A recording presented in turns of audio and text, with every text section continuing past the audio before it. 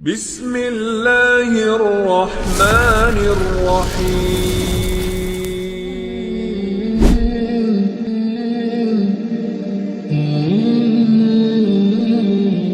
Ma'asyiral muslimin yang dimuliakan Allah Azza wa Jalla. Minggu yang lalu kita sudah singgung sedikit tentang kisah Nabi Daud ketika bercerita tentang perangnya Raja Talut melawan Jan.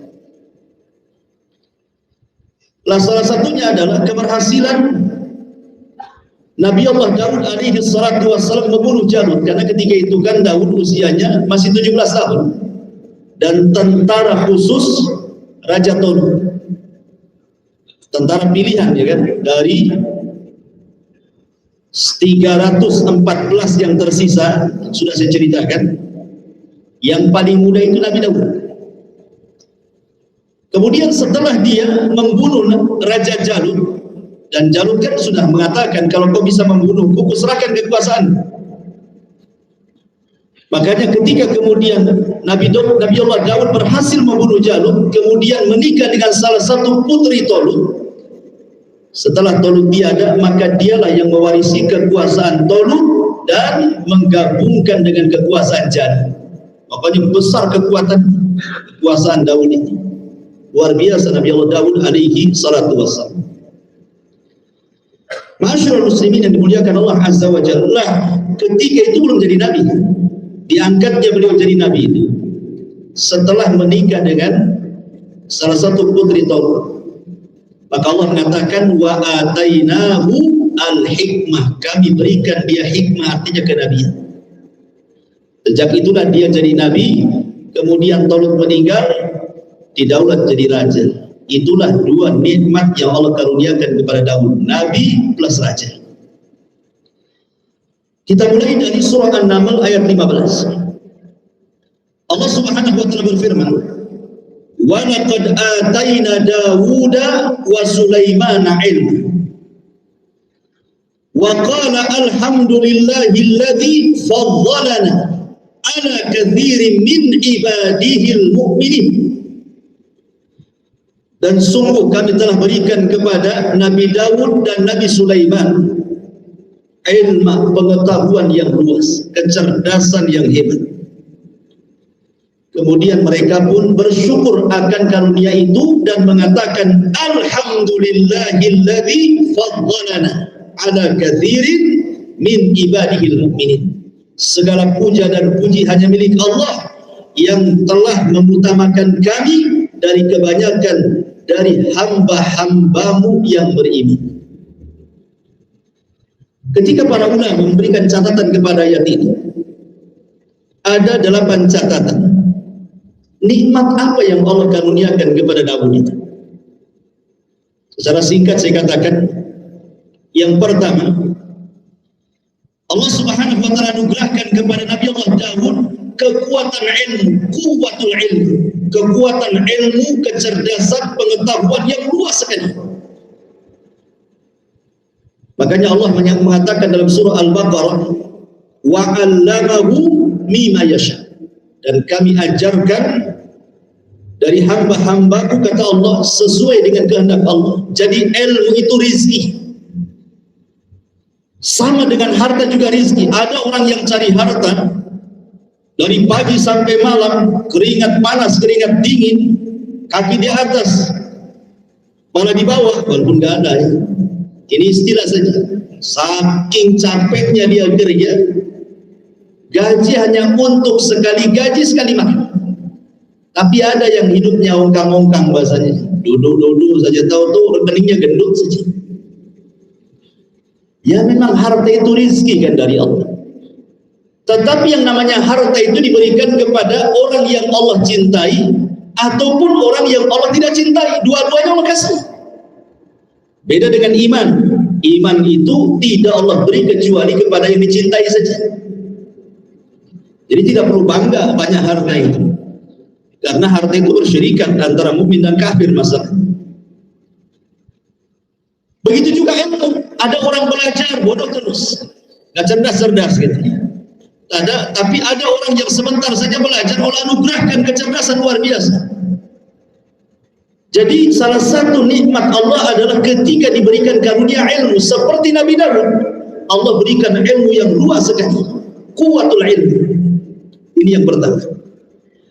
Yang kedua, kuwatul badan, kekuatan badan, kekuatan fisik. Nabi Daud itu kuat fisiknya, buktinya umur 17 sudah bisa mengalahkan raja raksasa jadul. Kalau bukan kekuatan fisik apa namanya? Karena kalau perang itu kan harus kuat fisik. Perang dulu kan bukan zaman sekarang main nuklir gitu. Perang dulu ya hadap-hadapan, harus nampak fisiknya.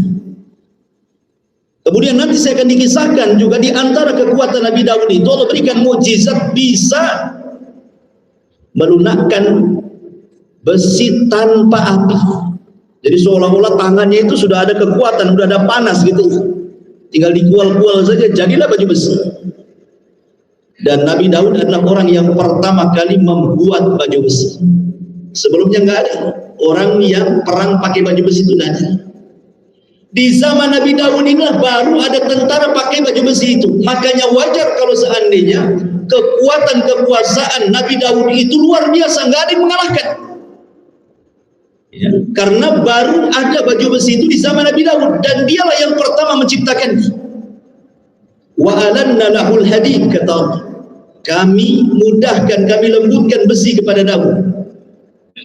Ibaratnya roti dikual-kual saja. Nah, sini kamu saya ukur, dikual-kual aja ini apa? Enak. Itulah Nabi Daud alaihi salatu wassalam.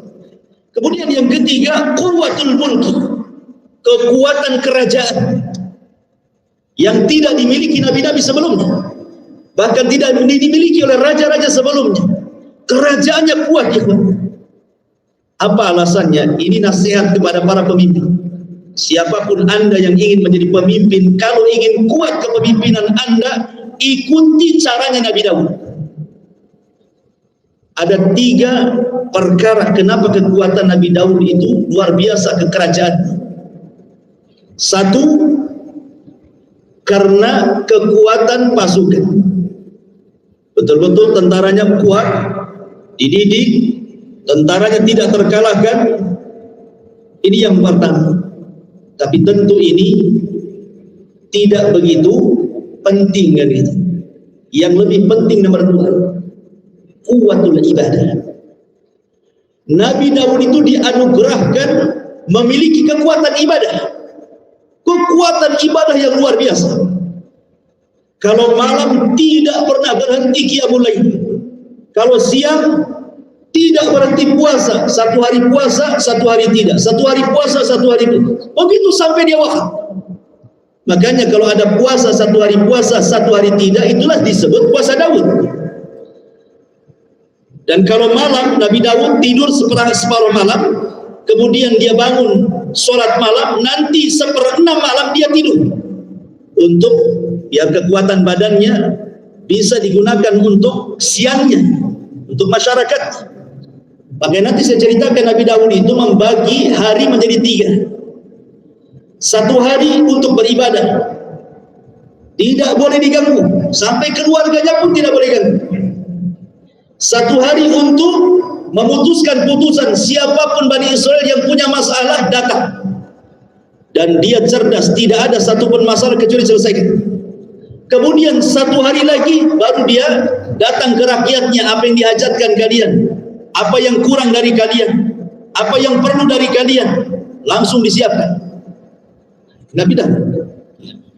Kemudian yang ketiga, tentu karena karunia dari Allah, minta kepada Allah supaya Allah Subhanahu wa taala menganugerahkan kekuatan dan juga kelembutan rakyat yang dipimpinnya supaya menjadi kerajaan dan negara yang kokoh. Karena kecerdasan dunia saja tidak cukup. Betapa banyak negara-negara kuat, Uni Soviet tumbang juga. Kenapa? Karena Allah yang memberikan kekuasaan, Allah yang mencabutnya. Makanya kekuatan ibadah itu di atas kekuasaan dunia. Kalau seorang pemimpin kuat ibadahnya, insya Allah kuat negaranya. Ma'asyiral muslimin yang dimuliakan Allah Subhanahu wa taala. Ini yang nomor 3. Yang nomor 4, al-isabatu fil qawli wal fahmi fil qadar. Yang nomor 4, Nabi Daud ini kalau memutuskan sebuah kasus, memecahkan sebuah perkara, itu tepat sasaran.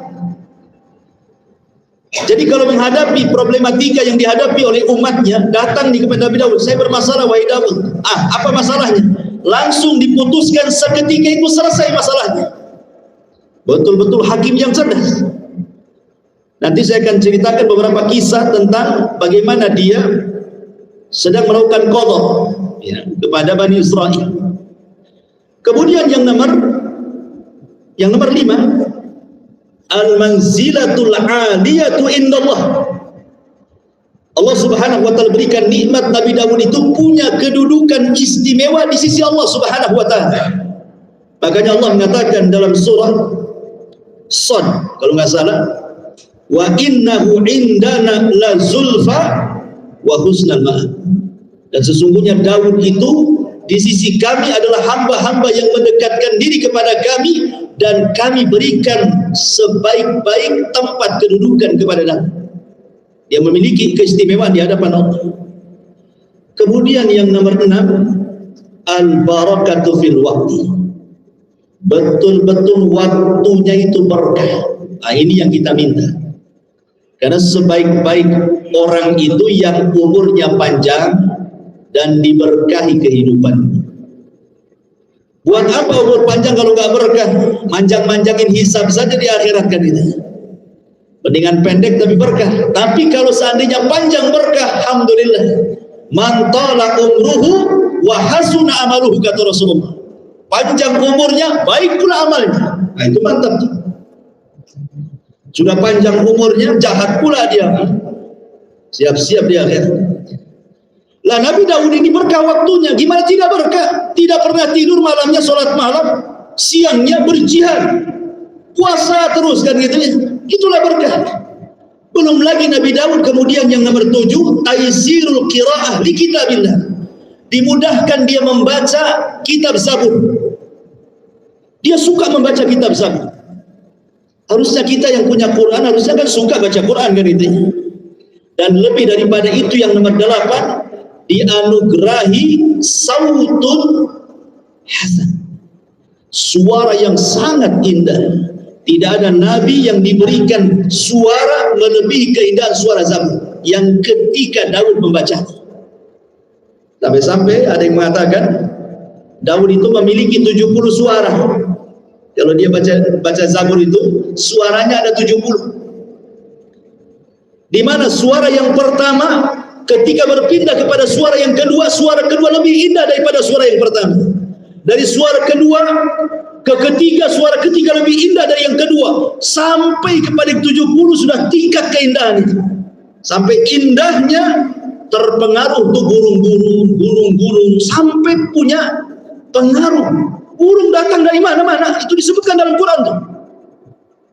Saking indahnya kalau dia baca Zabur, burung itu entah dari mana-mana datang berkumpul di sekitar Nabi Daud, ikut bertasbih, bersiul.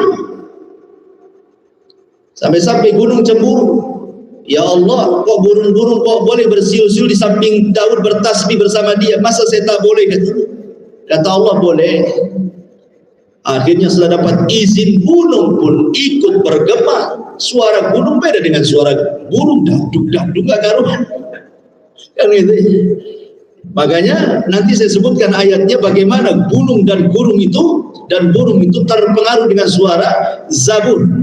Maknanya bahwa kitabullah Al-Quran juga sama, dan itu kan kitab langit, bisa mempengaruhi siapapun yang mendengar bacaan.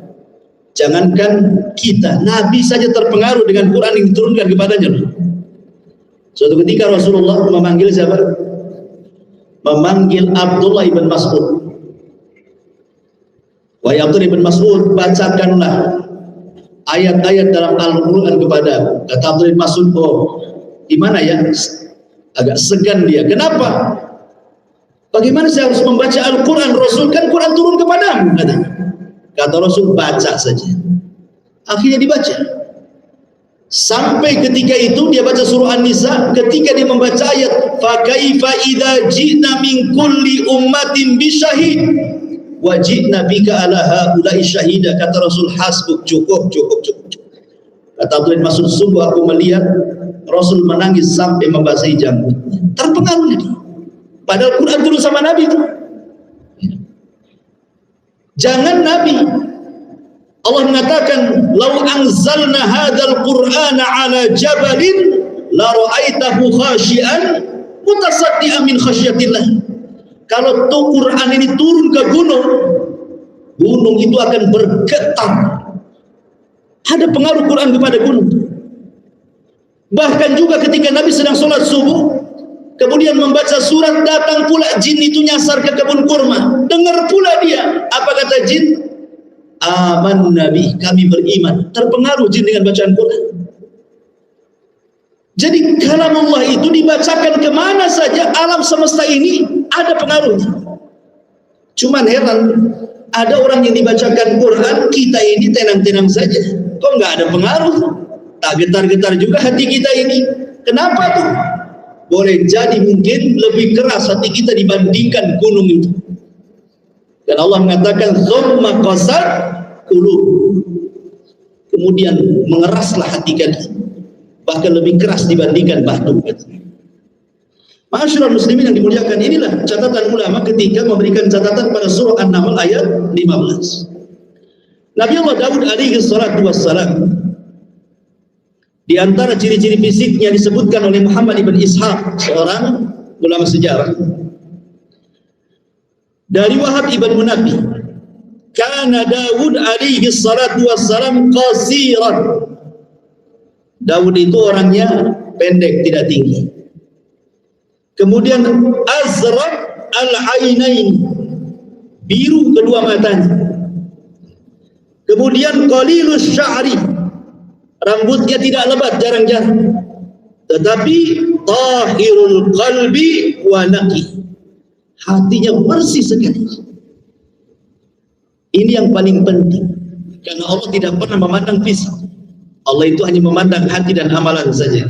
Innallaha la yanzuru ila suwarikum wala ila amwalikum walakin yanzuru ila qulubikum wa a'malikum. Allah tidak memandang fisik kalian, harta kalian, yang Allah pandang itu hati dan juga amal kalian. Ketika Nabi Allah Daud diangkat menjadi nabi dan juga menjadi raja, maka semakin kokohlah nilai sebuah dakwah. Karena dakwah ini akan mengencang, akan menguat kalau didukung dengan kekuasaan. Ya kan? Lihat ketika Syekh Muhammad ibn Abdul Wahab didukung oleh Raja Saud ketika itu, dari kabilah kecil akhirnya berkembang jadilah Arab Saudi sekarang. Ketika dakwah didukung oleh kekuasaan, mudah menyebar. Tapi ketika dakwah berseberangan dengan kekuasaan, biasanya susah untuk menyebar. Ibrahim tidak didukung Namrud, akhirnya terusir dari Irak, hijrah ke Palestina. Nabi Musa alaihi salatu wassalam tidak didukung Fir'aun, hijrah ke Madian. Nabi SAW tidak didukung Abu Jahal, hijrah dari Mekah ke Madinah. Makanya kalau dakwah itu bergandeng tangan dengan penguasa, maka akan mudah menyebar. Dan beruntunglah seorang penguasa kalau bergandeng tangan dengan ulama, selamat dia hidupnya. Ma'asyiral muslimin yang dimuliakan Allah Azza wa Jalla. Lah Nabi Allah Daud alaihi salatu wassalam, saya ulang dari awal, adalah sebagaimana disebutkan oleh Al-Imam Ibnu Asakir rahimahullahu ta'ala, diberikan oleh Allah Subhanahu wa ta'ala dua keistimewaan yang tidak dimiliki nabi-nabi Bani Israel, raja dan juga nabi. Ma'asyiral muslimin yang dimuliakan Allah Azza wa Jalla, sebagaimana para nabi yang lainnya, mereka mengemban tugas dan diberikan mukjizat. Tapi Nabi Daud juga diistimewakan oleh Allah Subhanahu wa ta'ala yang tidak banyak diistimewakan oleh para nabi yang lainnya, oleh Allah kepada para nabi yang lainnya, kecuali hanya beberapa nabi saja. Apa itu? Diturunkan kitab langit. Kan tidak semua nabi turunkan kitab langit kan itu. Sebanyak itu para nabi, 124.000 nabi. Kan yang diturunkan kitab langit itu hanya terbatas. Ada yang mengatakan pertama Adam, yang kedua Syith, yang ketiga Idris, yang keempat Ibrahim, yang kelima Musa, yang keenam Daud, yang ketujuh Isa, dan yang terakhir Rasul kita Muhammad SAW. Adapun kepada Adam, Idris, Syith, Ibrahim, kemudian Musa, Allah turunkan suhuf namanya. Kemudian Musa ditambahkan lagi dari suhuf Taurat. Kemudian Nabi Daud turun Zabur kepadanya, Nabi Isa turun Injil kepadanya, Rasul kita turun Al-Quran. Kan hanya terbatas, tidak semua. Hanya nabi-nabi ini saja kan. Selebihnya nabi-nabi itu mengekor kepada nabi-nabi yang diturunkan kitab, seperti nabi-nabi Bani Israel ketika mereka berdakwah yang mengikuti ajaran Taurat yang diturunkan kepada Musa alaihi salatu wassalam. Seperti Nabi Daud juga sama, dia ngikut kepada Taurat walaupun punya Zabur, karena dalam Zabur itu tidak ada hukum-hukum. Zabur itu kinayah daripada kitab Raqaiq, hanya sekedar melembutkan hati, wejangan-wejangan, nasihat-nasihat. Tidak ada diceritakan hukum-hukum sholat, zakat, puasa, karun, tidak ada. Makanya dia paling tipis dari kitab-kitab yang diturunkan kepada ulul azmi. Yang paling tipis itu ya Zabur itu, karena sifatnya taranum, dia kayak syair dilagapkan gitu saja untuk melembutkan hati, nasihat-nasihat. Itulah isinya kitab Zabur itu. Lain dengan Taurat, Injil, Quran itu kan penuh dengan hukum-hukum. Makanya sebelum turun Injil, maka hukum-hukum yang berlaku adalah hukum Taurat. Mulai daripada Daud, kemudian Sulaiman, sampai terakhir kepada Isa. Isa tidak mengikuti Taurat karena turun padanya Injil. Ya. Ma'asyiral muslimin yang dimuliakan Allah Subhanahu wa taala. Lah Zabur ini turun kepada Nabi Allah Daud, dan saya katakan tadi, Nabi Allah Daud ini dimudahkan untuk membaca Zabur. Dan orang suka kalau Daud membaca Zabur karena indah suaranya. Dan ini pelajaran bagi kita ya. Kalau Allah Subhanahu wa taala anugerahkan kepada kita punya suara yang indah, suara yang enak didengar, gunakan untuk baca Quran itu lebih baik. Daripada kemudian jadi artis, nyanyi saja nggak pernah baca Quran, celaka dia. Untuk apa coba? Sayang, Rasul mengatakan suara itu nikmat dari Allah. Suara kan nikmat dari Allah. Makanya tidak semua suaranya bagus kan. Ada yang falas, ya kan? Ada yang ngepas, gitu. Ada yang grebek nggak jelas, gitu. Ada yang buat bising orang. Tapi ada juga yang masya Allah halus, enak suaranya. Kalau dengar tuh tidur kita dibuat. Jadi kalau seandainya Allah anugerahkan suara bagus, gunakanlah untuk baca Quran. Gitu. Karena lihat Nabi Allah Daud dianugerahkan suara yang indah, makanya dia terus membaca Zabur dengan suaranya. Kemudian juga ikhwatul fillah yang Allah Subhanahu wa taala, ada beberapa riwayat yang Nabi SAW memuji Nabi Daud ketika membaca Zabur, dan ketika itu direkomendasikan kepada para sahabatnya. Salah satunya adalah kisah Abu Musa al-Ash'ari radhiyallahu anhu. Dikisahkan dalam sebuah riwayat, jadi Nabi SAW itu belusukan malam-malam melihat kondisi rakyatnya di kota Madinah itu. Kebiasaan para sahabat itu ikhwan, keluar dari rumah-rumah mereka suara Quran. Jangankan di zaman para sahabat, zaman kita masih kecil di desa-desa saja kan, masihlah kita mendengar ada orang baca Quran sampai kedengaran keluar rumah kan. Entah ibu, entah bapak, entah anak gitu ya, pelajar Iqra itu sampai kedengaran ke rumah kalau di desa-desa. Belum ada handphone, TV pun belum ada. Mungkin satu kampung yang punya TV satu orang. Ya. Itu pun hitam putih, ada yang hitam semua karena pakai aki misalnya. Zaman dulu kan itu. Artinya bahwa di zaman itu, apalagi di zaman Nabi kan begitunya, yang keluar itu suara-suara Quran. Lain kalau sekarang, yang dangdut lah kan, yang jazz, yang rock, yang reggae, yang macam-macam keluar dari rumah orang itu. Yang lagi bertengkar ya macam-macam. Jadi Rasul SAW dari sekian banyak suara Al-Quran dari rumah-rumah kaum muslimin itu, Rasul tertarik dengan satu suara dari sebuah rumah. Didekati rumah itu, Rasul diam saja di pojok rumah orang itu, sampai tak sadar saking indahnya suara mendekati waktu subuh. Maka bergegaslah Rasul pulang Karena harus jadi imam sholat subuh.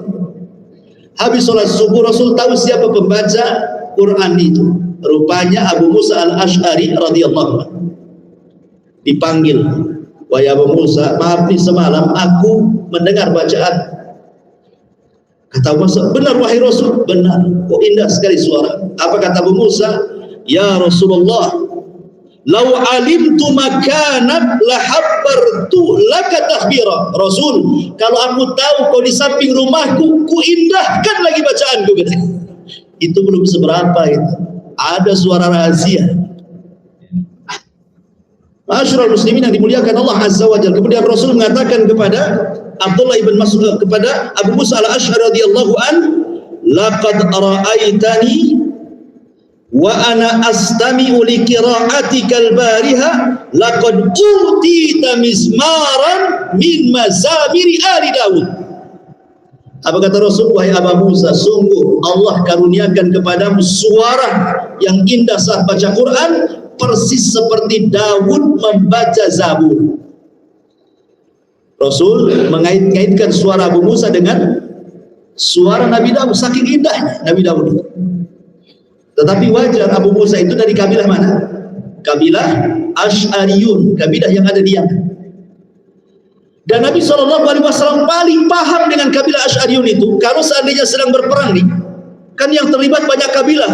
Ada mungkin 10, 15, 20 kabilah, mungkin 30 kabilah terlibat perang kan. Kan kalau istirahat di malam hari kan gelap tuh. Mana satu kabilah ini, kabilah itu, kabilah ini. Nggak tahu mereka istirahat di mana. Tapi Rasul mengatakan, wallahi inni la a'lamu maudi al-asy'ariyina indal jais. Demi Allah aku tahu di mana letak kabilah Asy'ariyin ketika berkumpul dengan tentara. Kenapa Rasul paham? Padahal gelap-gelap tuh.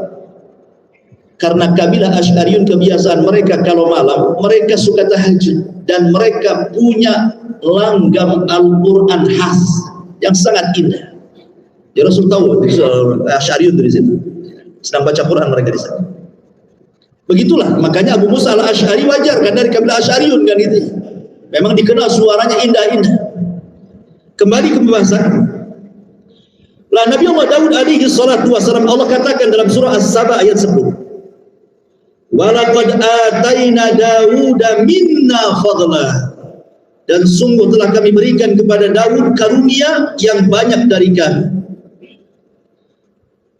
Nabi Allah Daud alaihi salatu wassalam diberikan karunia kekuasaan yang luar biasa. Tadi saya sudah katakan bukan hanya tentaranya kuat, tapi juga dicintai Bani Israel.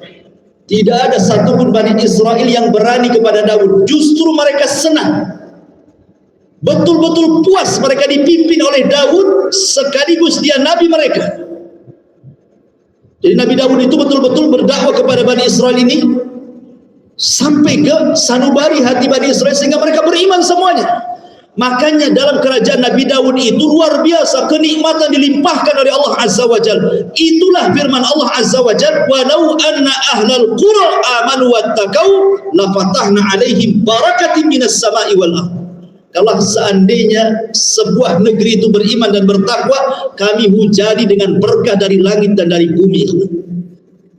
Tapi kalau seandainya sebuah negara itu banyak dustanya kepada Allah, ya wajar gempa sana, tsunami sini, puting beliung sana, gitu ya, banjir sini, macam-macam. Ustadz, itu kan hanya alam saja. Gempa itu mungkin lempengan, bergeser, makanya gempa. Secara teori ya. Tetapi Allah yang mengatakan dalam Al-Quran, ma asabah min musibatin fabima kasabat aydikum wa ya'fu an katsir. Tidaklah satu musibah ditimpakan oleh Allah kecuali karena maksiat tangan kalian. Itu Allah yang mengatakan. Jadi ada bagian maksiat di situ. Makanya musibah kemudian didatangkan kepada mereka. Untuk apa coba musibah itu didatangkan? Di ayat yang lalu mengatakan la'allahum yarji'un, agar mereka kembali. Itu diingatkan tuh sama Allah tuh, agar kembali. Makanya kenapa kemarin kita terjadi gerhana kan? Kita terjadi gerhana, alhamdulillah kita sholat. Sering saya ingatkan, biasanya kalau habis gerhana terjadi musibah di mana-mana. Karena gerhana itu bukan hanya peristiwa alam semata, ikhwan. Gerhana itu satu tanda yang Allah kirim kepada kita, kata Rasul, liyukhawwifa bihi ibadah, untuk menakut-nakuti hambanya. Takut nggak ditakut-takuti itu? Masalahnya ditakut-takuti, tak takut pula dia masalahnya. Harusnya kalau habis gerhana ditakut-takuti itu ya yang nggak sholat rajin sholat, yang nggak baca Quran rajin baca Quran, yang tadinya durhaka kepada orang tua minta maaf sama orang tuanya, dan begitu seterusnya kan, supaya yang tadinya Allah mau timpakan musibah itu tak jadi. Seperti kisahnya siapa? Kaumnya Nabi Yunus. Yunus berdakwah kepada kaumnya Nainawa di Irak, nggak ada yang beriman. Marah dia. Awas saja kalian, tunggu 3 hari, adab Allah menimpa kalian. Yunus pun pergi, padahal belum dapat izin dari Allah. Ketika Nabi Yunus sudah tidak ada, terasalah tanda-tanda musibah itu akan turun kepada orang-orang Nainawa. Kemudian mereka pun menyesal akan kehilangan Nabi Yunus yang pergi. Mereka pun bertobat semuanya. Nabi Yunus sudah tahu kalau kaumnya sudah tobat semuanya itu. Akhirnya Allah angkat lagi azabnya, gak jadi. Ya. Tapi Nabi Yunus kan sudah pergi. Zaman itu tidak ada HP. Kalau ada HP kan tinggal udah turun belum azabnya? Nggak ada. Mana tahu? Tahu-tahu Nabi Yunus diuji oleh Allah, belum disuruh meninggalkan kaum, dia meninggalkan kaum. Terpaksalah dia harus terlempar di tengah-tengah lautan, dimakan ikan kan itu. Masyaallah muslimin yang dimuliakan Allah Subhanahu wa taala. Dan kita tahu bahwa kalau ada orang ceramah, biasanya kan sebelum ceramah itu ada kata-kata amma ba'd. Sering ya? Biasanya khotib Jumat, biasanya setelah memberikan muqaddimah innal hamdalillah atau mungkin alhamdulillah wassalatu wassalamu ala rasulillah, nanti biasanya muqaddimah itu diakhiri dengan kalimat amma ba'du. Siapa yang pertama kali mengucapkan nama ba'du itu? Sebagian para ulama mengatakan yang pertama kali mengucap amma ba'du itu Nabi Daud. Walaupun terjadi khilaf ulama ya, ada yang mengatakan Nabi Adam, ada yang mengatakan Nabi Yakub, ada yang mengatakan Ya'rub ibn Qahtan, macam-macam. Tapi salah satu pendapat adalah Nabi Daud, karena Allah mengatakan wa faslal khitab. Itulah kalimat fasl, ya, pemisah untuk masuk ke materi. Makanya amma ba'd. Nabi Daud lah yang pertama kali mengucapkan kalimat amma ba'd. Dan jadi syariat bagi kita setiap penceramah mesti amma ba'du kan. Kan ceramah saja orang pidato juga amma ba'du juga. Baik, masyaallah muslimin yang dimuliakan Allah Azza wa Jalla. Di antara mukjizat-mukjizat yang Allah anugerahkan kepada Nabi Allah Daud alaihi salatu wassalam, tadi sudah saya singgung secara singkat di permulaan. Dalam surah As-Saba ayat 10-11 Allah katakan, "Wa laqad ataina Dawuda minna fadla ya jibalu awwi bima'ahu wat-tayr wa alanna lahul hadid ani'mal sabighati wa qaddir fis sardi wa'malu salihan inni bima ta'maluna basir." Dan sungguh telah kami berikan kepada Daud karunia yang banyak dari kami.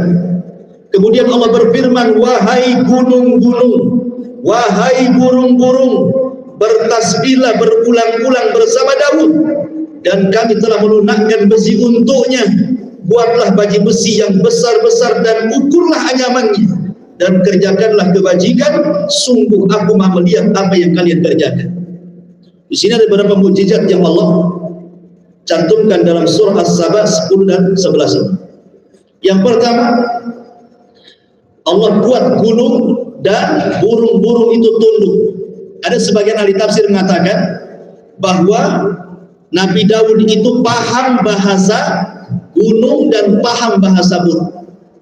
Dan itu dinukilkan oleh sebagian ulama tafsir bahwa yang dimaksud kalimat bahwa Allah tundukkan kepada Nabi Daud gunung dan burung itu maksudnya Nabi Daud paham bahasa mereka. Makanya kemudian ilmu ini turun kepada Nabi Sulaiman kan gitu. Nabi Sulaiman pun dianugerahkan seperti itu, paham bahasa binatang kan itu. Bahkan lebih hebat lagi daripada bapaknya. Tapi ada yang mengatakan bahwa maksudnya gunung dan burung itu bertasbih seperti yang saya katakan di awal.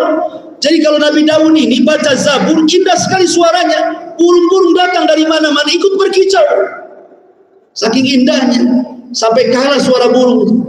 Kalau kita kan kita kalah sama burung. Ini burung kalah sama suara Nabi Allah Daud. Makanya mereka ikut menikmati. Sampai ada kisah ini Israeliat ya. Ya bisa diterima, bisa tidak. Israeliat ini kan kalau bahasa masakan itu bumbu untuk memperlezat kisah gitu ya. Dia bumbu saja. Tetap patokan kita Quran Sunnah. Kalau ada kisah-kisah Israeliat itu hanya memperlezat cerita saja sebenarnya. Jadi saking khusyuknya itu burung-burung tuh mendengarkan suara Nabi Allah Daud ketika membaca Zabur sampai lupa makan, lupa minum, kemudian jatuh mati. Saking khusyuknya. Kayak anak main PlayStation dari pagi sampai sore nggak makan, nggak minum, tahan dia di depan PlayStation. Kan begitu ya. Khusyuk kayak orang pacaran. Ya, anak-anak muda yang pacaran itu di kebun tuh walaupun nyamuk segede-gede gajah itu khusyuk aja dia. Karena kalau keluar sedikit ada terang takut pula nampak orang. Jadi ada kalau orang khusyuk itu ya enggak ingat apa-apa tuh sampai burung jatuh mati. Subhanallah ya. Sampai seperti itu kisah Israeliat. Ketika Nabi Allah Daud, bahkan ada kisah Israeliat lagi. Ini tidak perlu dipercaya, kisah Israeliat lah. Tetapi sekali lagi Rasul mengatakan apa? Hadithu an bani Israel wala haraj. Kata Rasul, silakan kisahkan cerita Israeliat dan tidak mengapa. Tetapi la tusaddiquhu wa la tukadzibu. Jangan kau benarkan secara mutlak, jangan kau dustakan secara mutlak. Namanya kisah-kisah ahli kitab. Kalau mendukung Quran Sunnah ya kita benarkan, kalau tidak mendukung ya tinggalkan, selesai. Jadi ketika Nabi Daud ini baca Zabur, suara burung makin kencang, suara gunung apalagi, suara Daud kecil, kalah dengan suara gunung dan juga burung. Jadi walaupun dikencangkan tetap mereka lebih kencang suaranya. Jadi ada perasaan lah, kalau seandainya aku membaca Zabur terkalahkan dengan suara gunung dan juga suara burung, apakah Allah akan mendengar suaraku? Lalu dia akhirnya Allah utus malaikat untuk membawa Daud ke dalam sebuah lubang ke dasar bumi. Dibawa Daud ke sumur sampai dalam. Sudah sedalam-dalamnya di bumi itu. Kemudian malaikat memberhentikan, diambilnya satu batu. Kemudian dibelah batu itu, rupanya ada ulat di situ. Kemudian kata malaikat ini, cobalah telingamu dekatkan itu kepada ulat itu. Akhirnya didekatkan, rupanya Daud mendengar suara tasbihnya ulat itu. Kata malaikat ini, kalau ulat di dasar bumi dia bertasbih, Allah mendengar kau di atas bumi. Masa Allah tak dengar? Itu maksudnya ya. Jadi artinya walaupun kita ini berzikir, nggak ada orang tahu antum beribadah di kegelapan malam, Allah tahu antum sedang ibadah. Ya, tanamkan sifat muraqabah. Tapi kebanyakan di zaman sekarang justru ketika saat sendiri itu bukan ibadah, rata-rata maksiat. Karena sekarang maksiat tidak perlu harus keluar rumah, sembunyi di kamar saja ada maksiat. Cukup ambil handphone dan itu isi kuota, yang penting jangan lobel, maksiatlah sesuka hati di situ.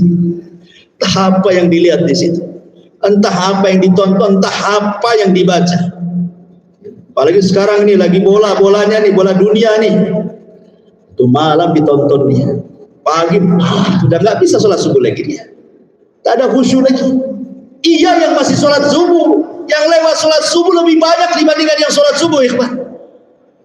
Itu pula cerita soal kunut bid'ah atau sunnah. Sudah nggak sholat, kalau disenggol masalah kunut marah di.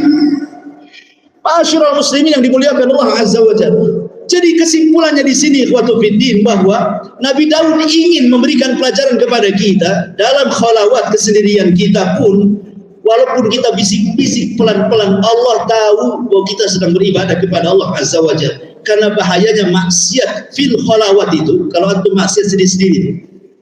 Ketika banyak orang tak berani maksiat, ketika sendirian berani maksiat, kata Allah nanti pada hari kiamat didatangkan orang yang punya pahala sebesar gunung Tihama. Gunung Tihama lebih kecil dari gunung Uhud. Gunung Uhud lebih besar gitu.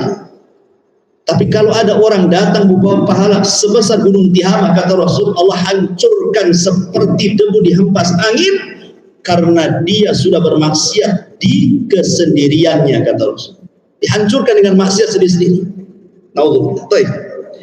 Kemudian juga yang kedua, di antara mukjizatnya Nabi Daud yang disebutkan dalam surah As-Saba ini, bukan hanya bisa menundukkan gunung, kemudian burung-burung, wa alanna lahul hadid.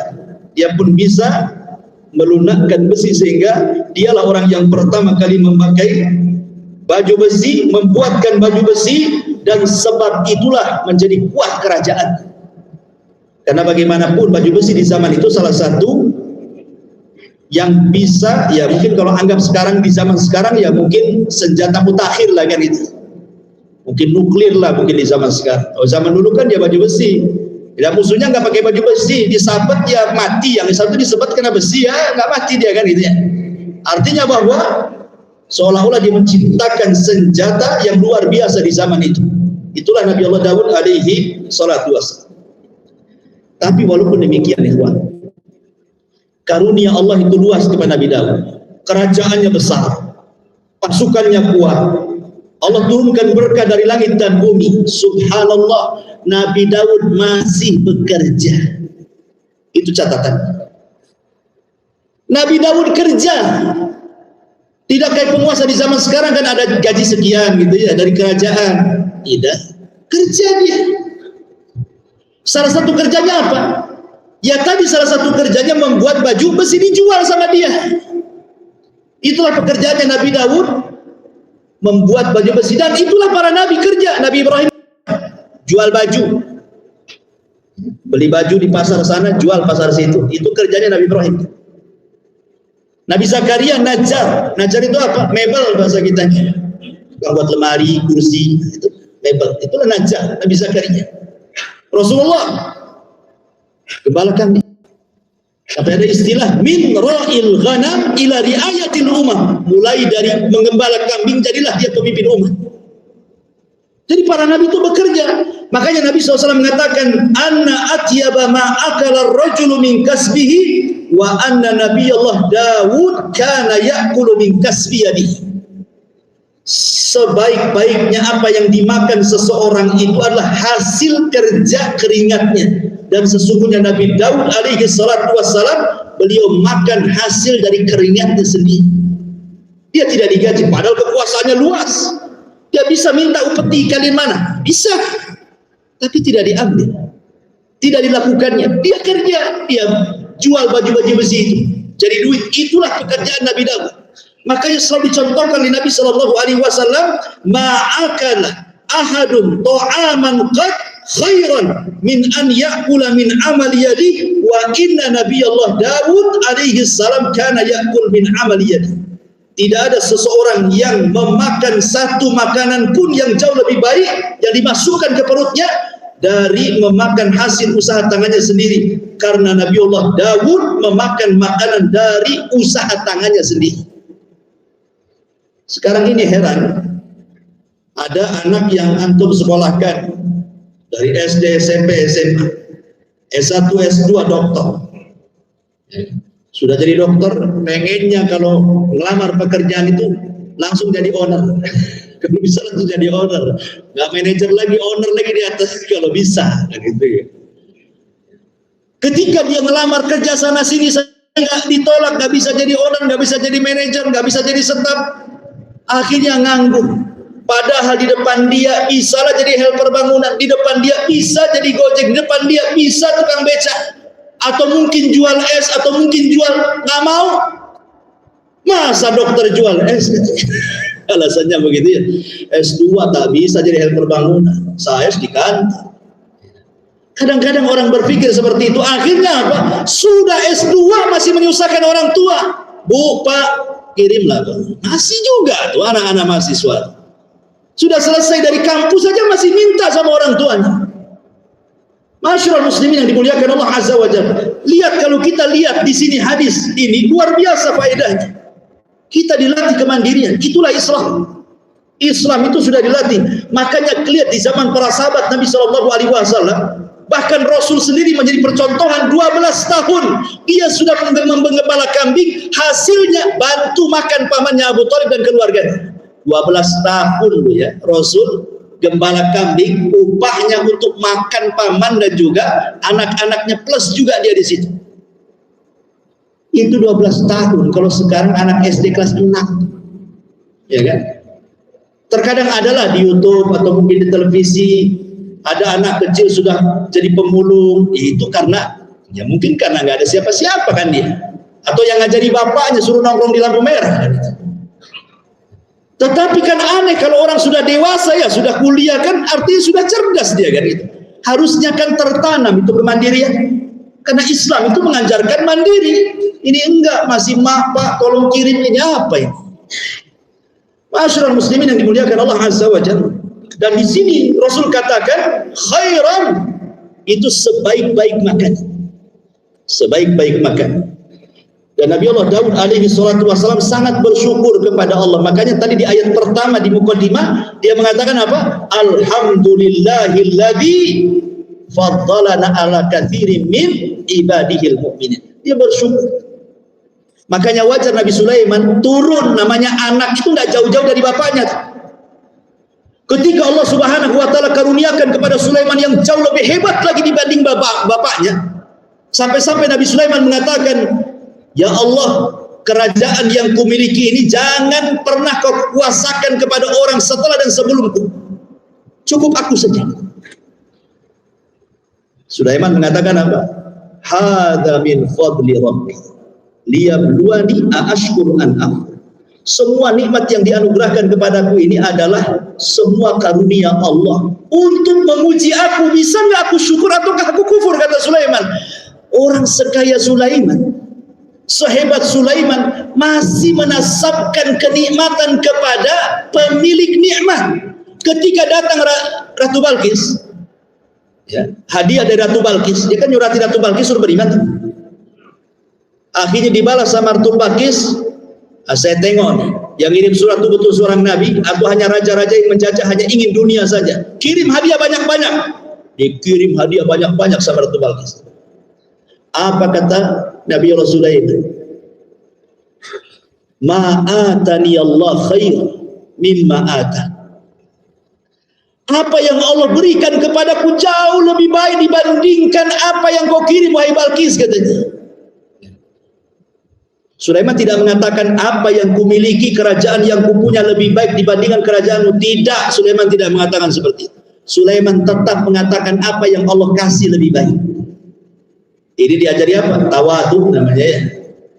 Sekecil apapun nikmat, nasabkan itu kepada Allah. Apalagi besar, nasabkan itu kepada Allah. Jangan seperti Qarun yang ketika datang petugas zakat mengatakan, apa kata Qarun? Innama utitu min ilmin indi. Enak saja kau datang. Ini kekayaan karena aku cerdas, bukan dari Allah, kata. Dia nasabkan kepada dirinya, sombong. Yang terjadi apa? Fakhasafna bihi wa bidaril ardh. Kami tenggelamkan si Qarun dan semua kekayaannya jadilah harta Qarun sampai sekarang. Nemu dompet harta Qarun, bunyi harta Qarun. Ya, saking kayanya, tapi Allah sia-siakan kekayaannya karena tidak bersyukur. Masyarakat muslimin, kemudian juga kelebihan Nabi Daud adalah disebutkan dalam surah Sad-nya ayat 17 sampai 20. Allah mengatakan wadhkur abdana Daud dzal aidi innahu awwab inna sakharnal jibala ayat yang lainnya wasbir ala ma yaquluna wadhkur abdana Daud dzal aid innahu awwab inna sakharnal jibala ma'hu yusabbihna bil ashi wal isyraq wat-tayra mahsuratun kullu lahu awwab wasyaddadna, di sini wasyaddadna mulkahu wa atainahu al-hikmata wa faslal khitab.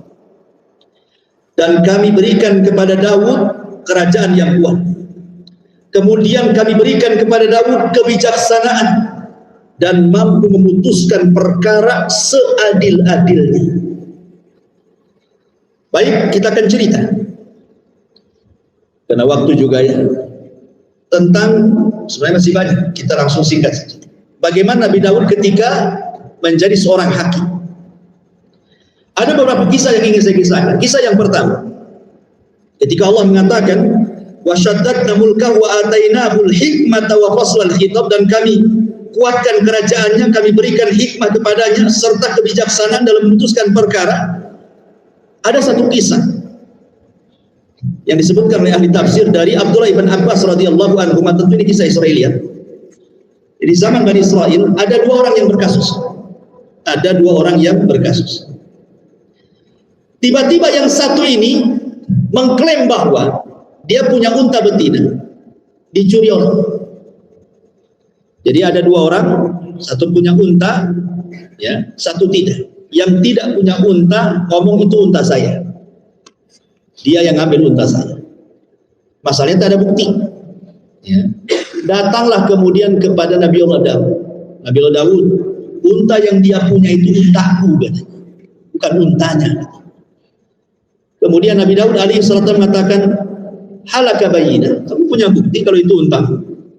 Dia bilang enggak ada bukti. Tapi demi Allah itu untuk saya, unta saya. Demi Allah itu unta saya. Kemudian kata Nabi Daud kepada yang punya unta, betul itu unta yang kau ambil dari dia? Oh enggak, ini unta saya. Enak saja. Jadi tidak ada yang mengalah. Tidak ada yang mengalah satu di antara keduanya. Sehingga Nabi Daud tidak tahu siapa yang zalim, siapa yang dizalimi di sini. Oke, kalau tidak ada yang mengalah, beri beberapa hari aku akan ikhtiar, mencari jalan. Ya, akhirnya istikharah malam-malam. Dalam mimpi Nabi itu wahyu itu. Allah memerintahkan Daud untuk membunuh salah satunya. Disuruh membunuh salah satu. Siapa salah satunya ini? Salah satunya adalah orang yang menuduh orang itu mencuri.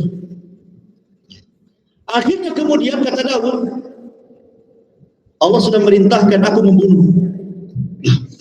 Aku yang dibunuh, katanya. Aku melapor, sapiku diambil orang. Aku yang dibunuh, katanya.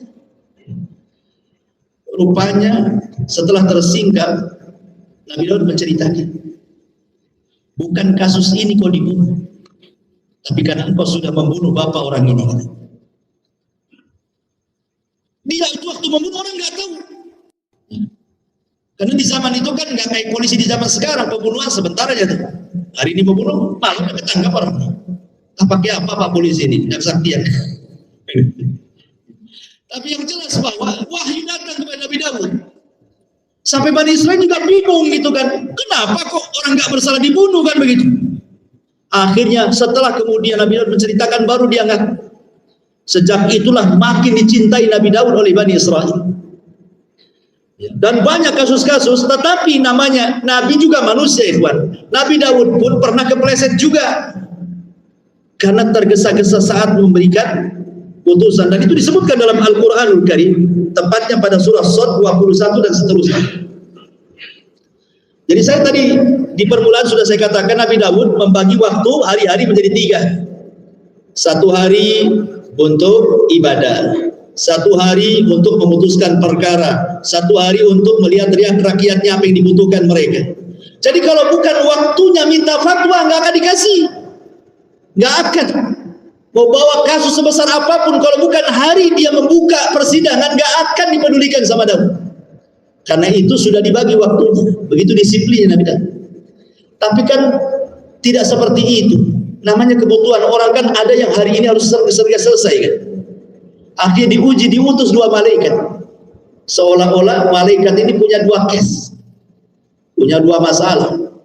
Manjat pagarnya istana rumahnya Daud, padahal dingin itu apa namanya bentengnya, bisa dipanjat dia, namanya malaikat. Jangankan tembok dipanjat, terbang dia ke langit. Tapi kan dia menjelma manusia. Allah katakan kasusnya apa? Wa hal ataka naba'ul khasmi ittasawwarul mihrab. Dan apakah telah sampai kepada wahai Muhammad berita tentang orang-orang yang berselisih ketika mereka memanjat dinding mihrabnya Nabi Daud. Dia manjat ke dinding, padahal sudah dikunci. Kagetlah, tentu ada orang di dalam gitu. Kapan masuknya, dari mana kan itu? Idkhalu ala Daud fafazi'a minhum qalu la takhaf khasmani bagha ba'duna ala ba'din fahkum bainana bil haqq wala tushaddid wahdina ila sawa'is sirat. Ketika mereka masuk menemui Daud, lalu Daud terkejut dan ketakutan. Mereka berkata, jangan takut wahai Nabi Allah Daud, kami berdua sedang berselisih. sebagian dari kami berbuat zalim kepada yang lainnya, maka berilah keputusan di antara kami seadil-adilnya, dan janganlah menyimpang dari kebenaran, serta tunjukkanlah kami ke jalan yang benar. Kata.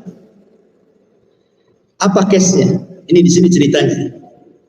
Inna hadza akhi lahu 99 na'jah wa li na'jatun wahidah.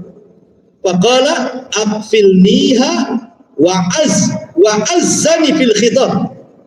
Sesungguhnya saudaraku ini mempunyai 99 ekor kambing betina, dan aku mempunyai seekor saja. Lalu dia berkata, serahkan kambingmu yang satu itu kepadaku, dan dia mengalahkan aku dalam perdebatan. Jadi kisahnya, ini dua orang bersaudara, yang satu kambingnya jumlahnya 99, yang satu cuma satu kambing. Tiba-tiba yang 99 kambing mengklaim, itu kambing yang satu itu punyaku, ya, bukan punyamu. Sebenarnya ingin memberikan faedah bahwa dua-duanya ini rakus dunia sebenarnya. Ingin menguasai. Masa sudah 99 kambing satu aja mau itu kambing, kalau bisa kok jangan punya kambing kan gitu. Jadi ngadulah yang satu kambing ini. Kemudian datang ke Nabi Daud, masa saya ini sudah punya satu kambing, dia 99 kambing aku pula diklaim menjadi kambing dia gitu. Dan dia pula ahli ngomong, aku kalah lah kan. Jadi aku ingin berhukum kepadamu. Ini kambing siapa sebenarnya gitu maksudnya. Ma'asyiral muslimin yang dimuliakan Allah Azza wa Jalla. Maka setelah bercerita, Nabi Daud tergesa-gesa. Ikhwan, sehebat apapun hakim, kalau tergesa-gesa memberikan hukum itu pasti ada kesalahan. Sehebat apa, siapalah hakim di Indonesia, hakim agung yang pandai-pandai itu. Yang namanya tergesa-gesa itu al-ajalatu minasyaitan kan, itu ya, tergesa-gesa itu bagian daripada syaitan kan. Pasti ada kepelesetnya masalahnya. Makanya ini pelajaran, kalau kita yang menangani sebuah kasus, menyelesaikan, jangan tergesa-gesa. Ya. Kira-kira kamu ngomong apa gitu. Lah Nabi Daud ini kesalahannya, dia hanya dapat laporan dari orang yang punya satu kambing, tapi tidak bertanya kepada yang punya 99 kambing. Dia hanya dari satu kuping saja. Perhatikan ayatnya. Qala laqad zalamaka bisu'ali na'jatika ila ni'aji wa inna katsiran minal khulata la yabghi ba'duhum ala ba'din illa alladhina amanu wa amilus salihat wa qalilum ma hum wa dhanna Daud annama fatannahu fastaghfara rabbahu wa kharra raki'an wa anab. Maka tiba-tiba Daud mengatakan kepada orang yang satu kambing, kalau begitu itu bukan kambing, itu kambing dia. Harusnya kan Nabi Daud tanya juga sama yang satu. Ya, kalau menghukumi dua orang kan harus dari dua telinga kita dengar. Ini hanya satu. Tiba-tiba keputusannya seperti itu. Ya. Padahal ini sebenarnya dua malaikat itu diutus oleh Allah Subhanahu wa Ta'ala ingin menegur Nabi Daud. Walaupun kau sudah memberikan hari ini hari ibadah, ini hari qadha, ini hari melihat rakyatmu, kalau ada yang berhajat jangan kemudian tidak diterima. Ya kan? Walaupun bukan hari qadha, ini orang ini berhajat. Ya layani saja, itulah konsekuensi jadi pemimpin, jadi hakim kan itu. Seperti dokter kan, walaupun bukan di hari dia praktek, tapi kalau memang hari itu dipanggil untuk operasi kan datang, itu maksudnya. Maka udah tanggung jawab dia dokter. Ini enggak, kata dokter, enggak bisa, ini kan minggu, nanti Senin mati orangnya. Nah, maksudnya seperti itu. Jadi Nabi Daud tuh mau ditegur seperti itu. Makanya Allah katakan, dan Daud pun berkata, sungguh dia telah berbuat zalim kepadamu dengan meminta kambingmu itu untuk ditambahkan kepada kambing. Memang banyak di antara orang-orang yang berserikat itu pasti berbuat zalim. Nah ini sini saya katakan, biasanya kalau orang sudah berserikat, mesti ada kezaliman di dalamnya. Antum pegang satu usaha yang punya saham 5 orang.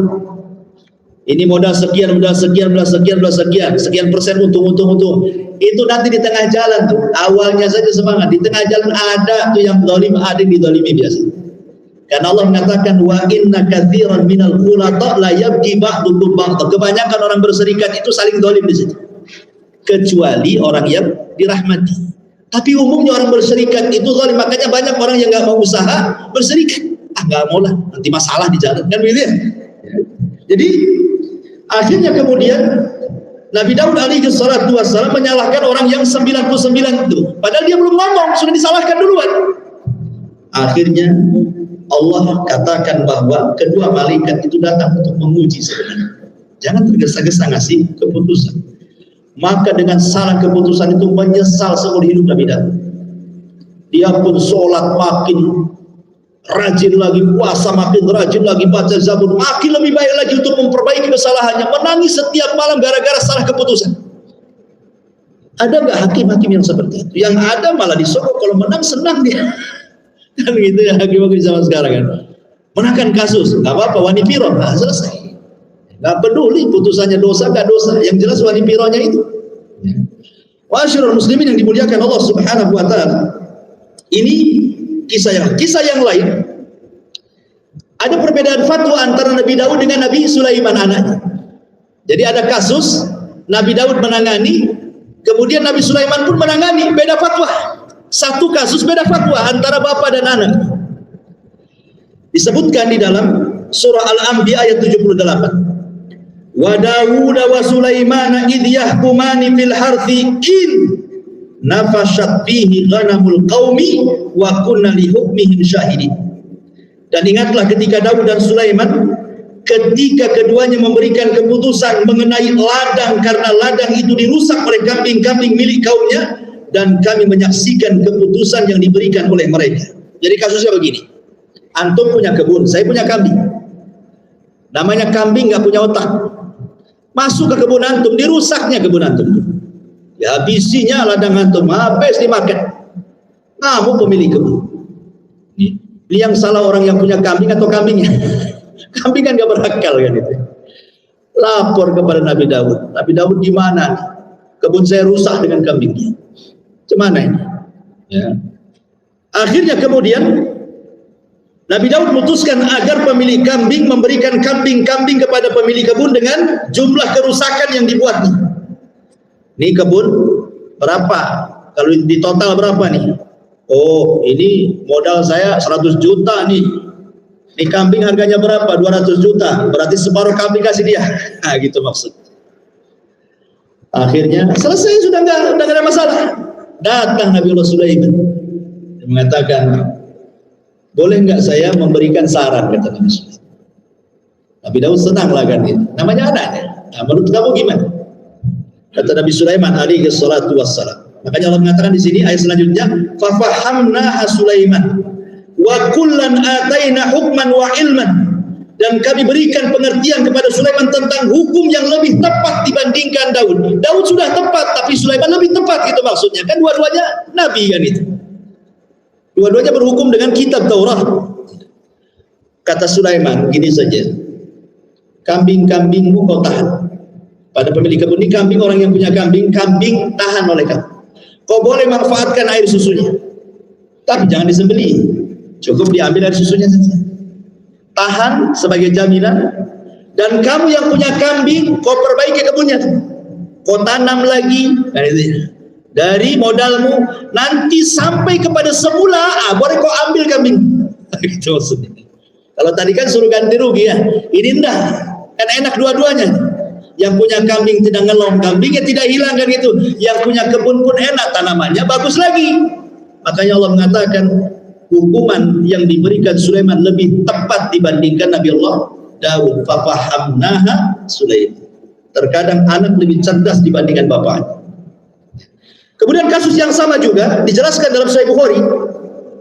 Ada dua orang wanita, kakak beradik, dua-duanya punya bayi.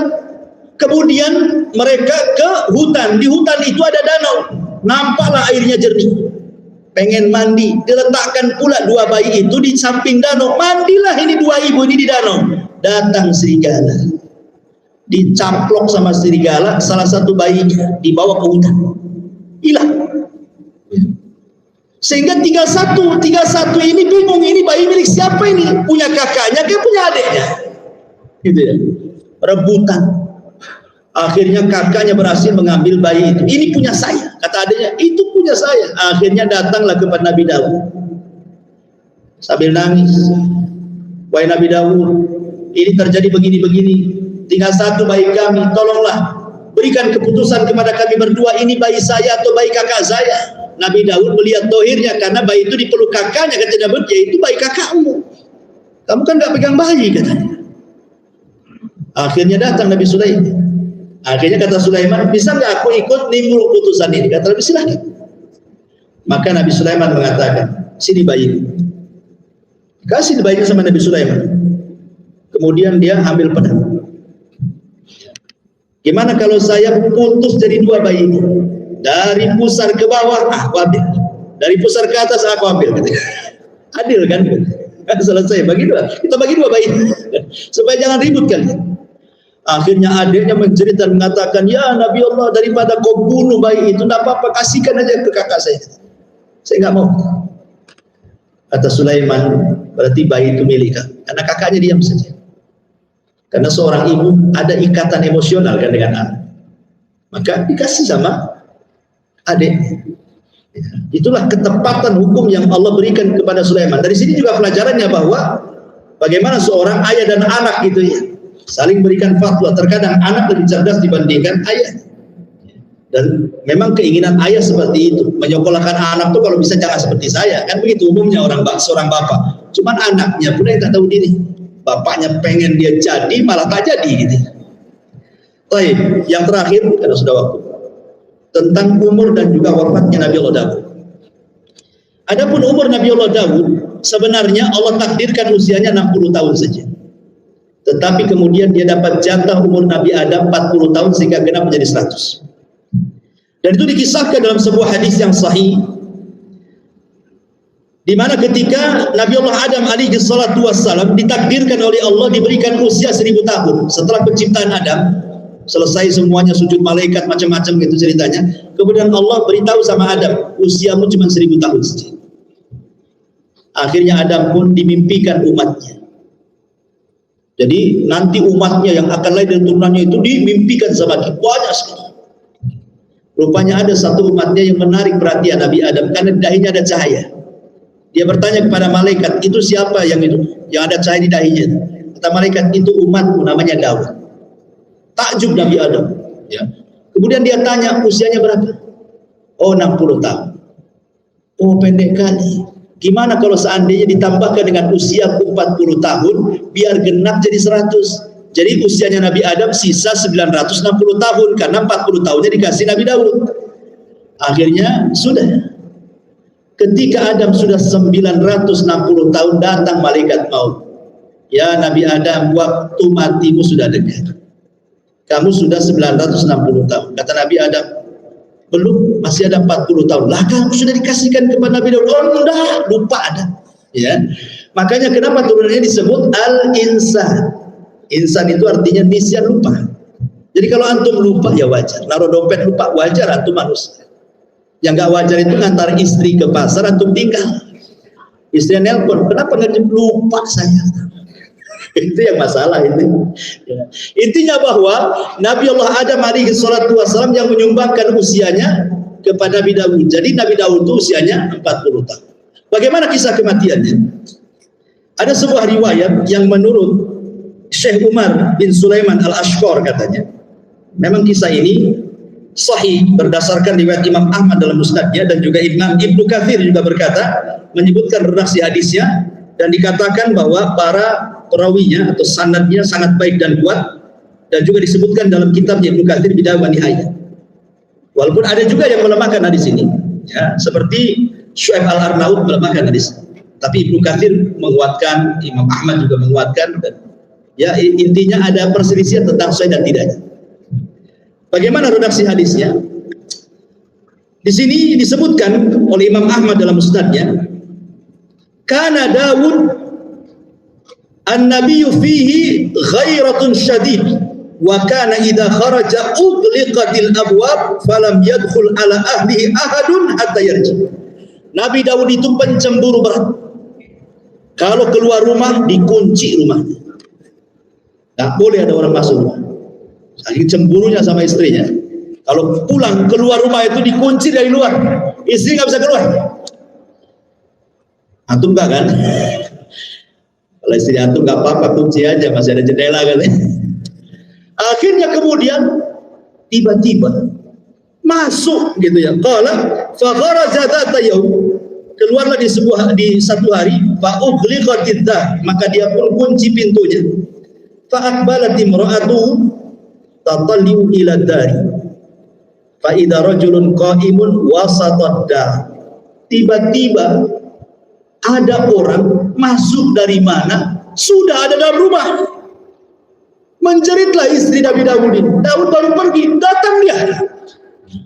Rupanya di dalam rumah ada orang. Pintu dikunci, jendela terkunci. Bisa dari mana dia masuk nih? Masuk dia. Rupanya ada orang di tengah-tengah rumah. Kemudian Nabi Daud bertanya, siapa anda? Berani kali kau masuk? Maka tiba-tiba orang ini mengatakan, ana alladzi la ahabul muluk wa la yamtani'uni minnil hujjab. Aku adalah orang yang tidak takut sama siapapun. Sama raja aku nggak takut. Sama kamu aku nggak takut. Sama siapapun aku nggak takut, katanya. Berani sekali orang ini ngomong begitu. Tapi Daud cerdas. Apa kata Daud? Ya. Idzan anta malakul maut. Kalau begitu kau malaikat maut ya, katanya. Langsung tebak gitu ya. Kalau gitu kau malaikat maut. Iya, saya malaikat maut. Apa? Gitu begitu. Ya enggak gitulah bahasa. Jadi ini bahasa saya saja. Faqala, dia mengatakan, anta wallahi idzan malakul maut. Kalau begitu kau malaikat maut, katanya. Marhaban bi amrillah, selamat datang dengan perintah Allah. Wa ramala Daud makan haitsu qubidatir ruhu hatta faragha min sya'r. Maka akhirnya kemudian Nabi Allah pun Daud dicabut nyawanya seketika itu, ya. Kemudian wa tala'at alaihi syamsu, ketika Nabi Allah Daud alaihi salatu wassalam kemudian sudah dicabut nyawanya, maka ketika itu matahari pun terbit. Kemudian Sulaiman berkata kepada burung-burung, naungilah jasad bapakku Daud. Datang dari burung mana-mana menggelapkan langit. Dinaungi kayak orang gerhana itu, burung. Kemudian setelah kemudian burung menaungi dari langit jasadnya Nabi Allah Daud alaihi salatu wassalam, maka Sulaiman mengatakan kepada burung itu, genggamlah sayap demi sayap kalian. Jangan sampai kalian terpisah sehingga jasad bapakku terkena matahari. Genggam. Ya, suruh gini saking sayap-sayapnya. Ya. Ini kisah kematian Nabi Allah Daud, dan ketika dia meninggal maka semua Bani Israel sedih. Dan ribuan manusia mendoakan Nabi Allah Daud karena memang gimana, dicintai dia. Pemimpin kalau dicintai itu pasti dirindukan rakyatnya. Tapi kalau pemimpin yang dibenci, dipuas-puaskan. Alhamdulillah, mati saja katanya. Ya. Itu kan dibenci, ya kan? Kalau dicintai semua nangis. Semua nangis mendoakan Nabi Allah Daud alaihi salatu wassalam.